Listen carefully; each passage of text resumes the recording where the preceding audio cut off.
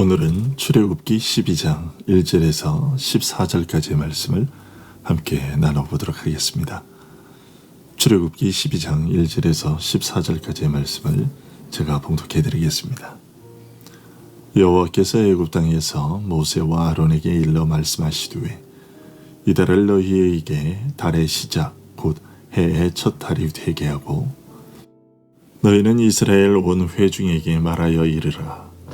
이달 열흘에 너희 각자가 어린 양을 취할지니 각 가족대로 그 식구를 위하여 어린 양을 취하되 그 어린 양에 대하여 식구가 너무 적으면 그 집의 이웃과 함께 사람 수를 따라서 하나를 취하며 각 사람이 먹을 수 있는 분량에 따라서 너희 어린 양을 계산할 것이며 너희의 어린 양은 흠 없고 1년 된 수컷으로 하되 양이나 염소 중에서 취하고 이달 19날까지 간직하였다가 해질 때에 이스라엘 회중이 그 양을 잡고 그 피를 양을 먹을 집 좌우 문설주와 임방에 바르고 그 밤에 그 고기를 불에 구워 무교병과 쓴 나물과 아울러 먹되 날것으로나 물에 삶아서 먹지 말고 머리와 다리와 내장을 다 불에 구워 먹고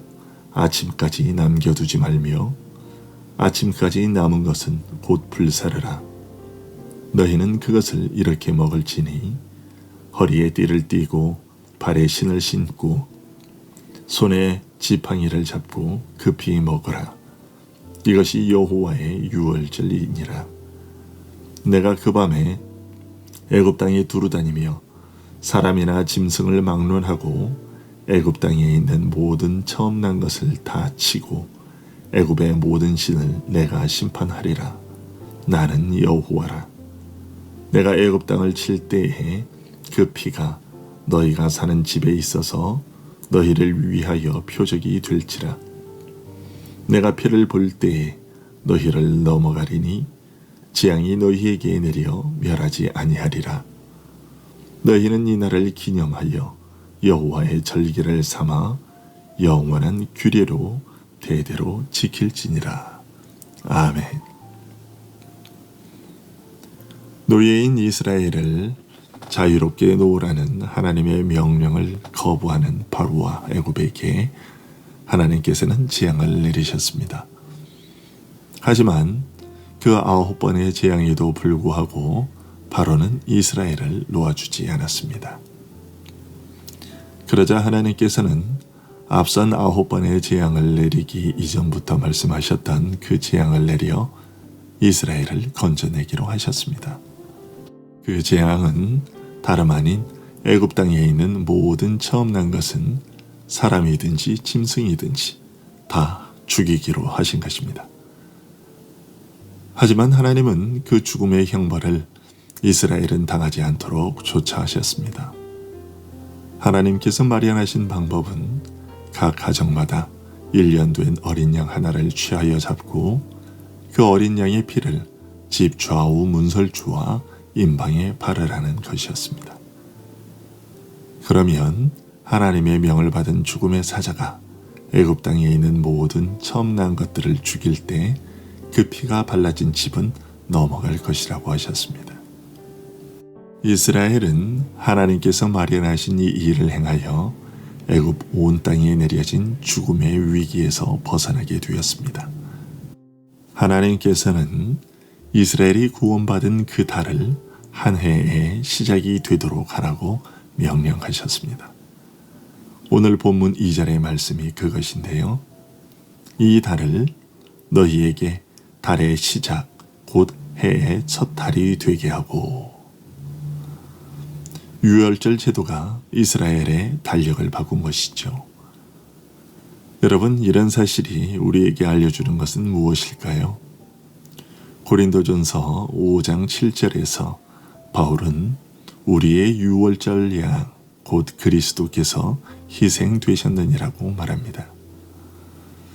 그의 해석대로 출애굽기 12장에 나오는 유월절의 어린 양은 자기 백성의 죄를 대신 지고 죽임당하신 예수 그리스도를 미리 보여주는 것이었습니다. 따라서 유월절로 말미암아 이스라엘의 달력이 바뀌었다는 것은 우리의 삶이 그리스도로 말미암아 새로워진다는 것, 새로운 인생이 시작된다는 것을 예표적으로 알려주신 사건이었습니다. 동시에 그리스도 안에서 새로운 피조물이 되기 전에 살았던 모든 기간은 우리의 계수에 포함되지 않고 과거는 말소된다는 것도 우리가 알게 됩니다. 즉, 중생하지 못한 상태에서 죄와 사탄을 섬기던 우리들의 지난 삶은 허무하게 낭비된 잃어버린 시간들이라고 말할 수 있을 텐데요. 그런데 우리가 그리스도 안에서 새로운 피조물이 되자 옛것은 지나고 모든 것이 새롭게 되었다는 것입니다. 고린도후서 5장 17절에서 바울 사도가 외치는 것이 바로 이것이지요.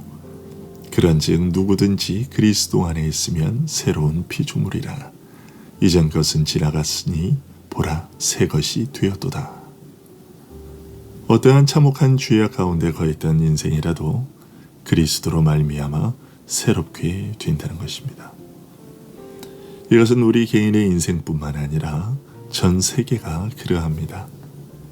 유월절 어린 양의 죽음이 이스라엘의 달력을 바꾸어 놓은 것처럼 예수 그리스도의 죽음은 모든 인류 문명 세계의 연대를 새롭게 바꾸어 놓았습니다. 안노 문디, 곧 로마가 전 세계의 중심이라는 생각에서 계산되던 날들이 안노 도미니, 즉 유월절 어린 양 되신 그리스도의 탄생을 중심으로 새롭게 바뀐 것입니다. 이 세상은 사람들에 의해 돌아가지 않고 그리스도를 중심으로 돌아갑니다.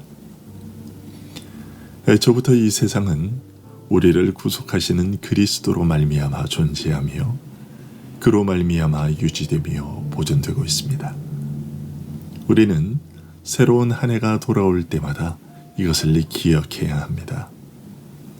여러분, 우리들의 인생은 애초부터 그리스도로 말미암아 존재하게 된 것이고 그리스도로 말미암아 유지되고 보존되고 있음을 잊지 마시기 바랍니다.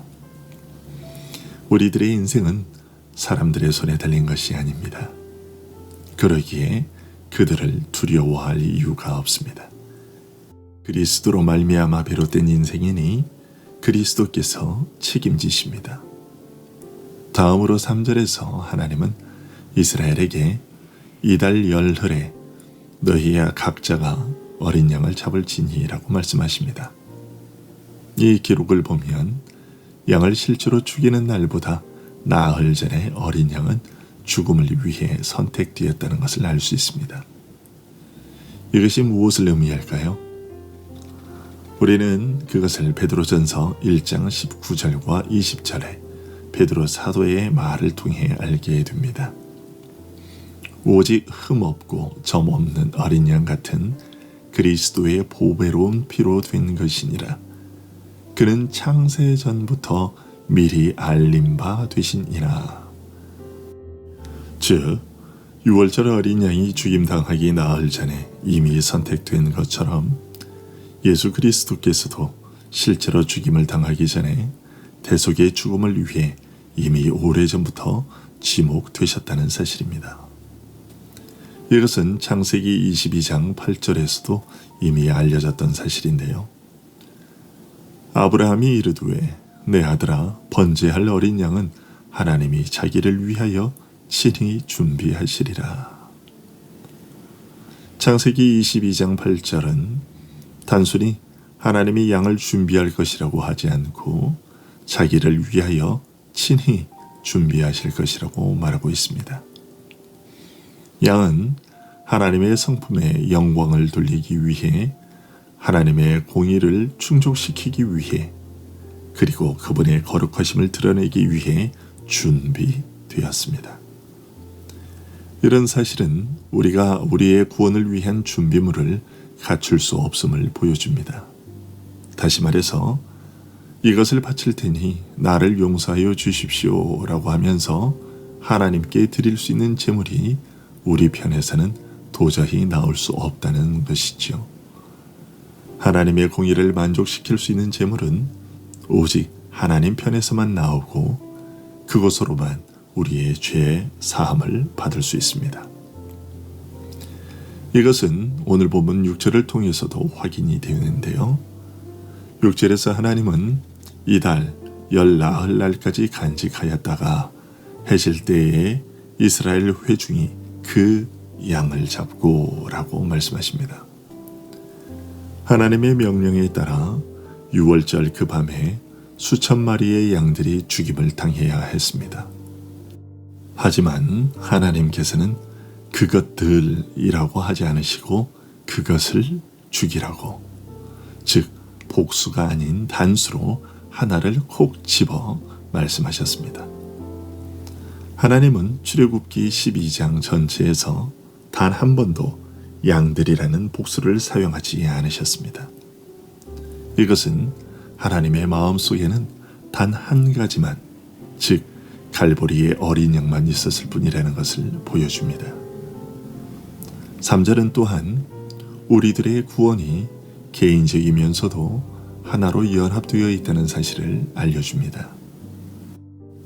오직 하나님의 한 어린 양만이 교회의 화목을 위해 제물로 바쳐지지만 하나님께서는 각 가정마다 한 마리 양을 죽이도록 명령하셨습니다. 하나님께서는 오직 하나의 방법만 그들에게 명령하셨습니다. 그것은 모두가 같은 피로써 멸망에서 보호받아 하나의 교제로 연합되었다는 것을 보여줍니다. 그러나 동시에 각 가정마다 한 마리씩 드리도록 하셨습니다. 이것은 하나님의 그 구원의 은혜가 그들 각자 모두에게 독특하게 부여된다는 것을 또한 알려주는 것입니다. 마찬가지로 오늘날 우리는 모두 같은 세례를 가졌고 그것으로 말미암아 공동으로 그리스도의 몸에 접붙여져 하나의 교제로 연합되어 있습니다. 하지만 세례는 각자 개인에게 개별적으로 특별하게 부어져서 하나님 아버지의 양자가 되었습니다. 그리고 이것은 하나님의 백성들이 각자 다른 소망을 갖도록 하기 위함이 아니라 모든 집이 하나님께 대하여 하나의 의무 아래에 있다는 사실, 즉 하나님의 유일한 축복이 각 가정마다 빛나도록 해야 한다는 공통된 소망을 가져야 한다는 사실을 보여주는 것입니다. 오늘도 6월절 어린 양 되신 그리스도로 말미암은 이 축복이 여러분의 가정에 충만히 임하기를 소원합니다. 기도하겠습니다.